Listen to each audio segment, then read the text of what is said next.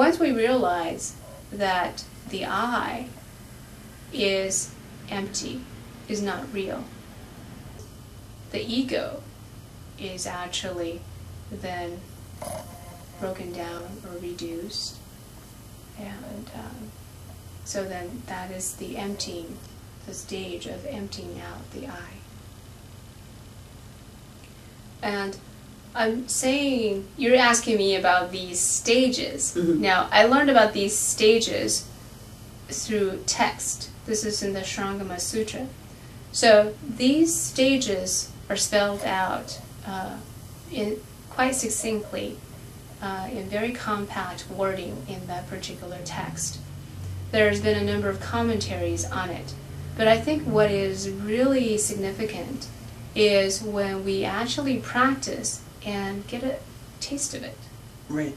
That's when we really know it. That's what Buddhism is all about, is practice. Yeah, exactly. And so that's why I'm going to say that there are a few other stages that come after this, but I'm only talking about them in theory, because I don't know that I've actually gotten to those stages. Oh, what's that word after the circular thing? This emptiness? That's extinction.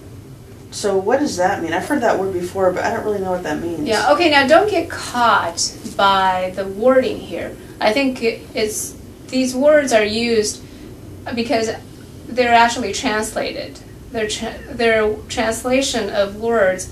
What is more important, I think, is to understand what they're trying to convey. And you may have to... So if we are too busy, focusing on the wording of things, and get caught up in the words, then we are merely looking at the fingers and we've forgotten about the moon. Okay. So we want to focus on what the real meaning the fingers are trying to do, the direction. That's all. Okay, so once we get to emptiness, emptiness means the emptying of the self, right? The emptying of the I. Once you get to that emptiness, that void, you actually want to empty out the void. Empty out. How do you empty out a void? Right, exactly.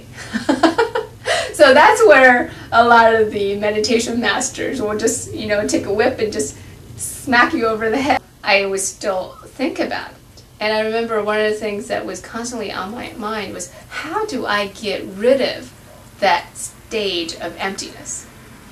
Why? Because you didn't feel good? No, not that I didn't feel good. I thought that's the way that I, could further develop my practice. Oh, okay. I didn't want to just stay there in that sense of emptiness. So then what do? Well, I guess it's not a matter of doing.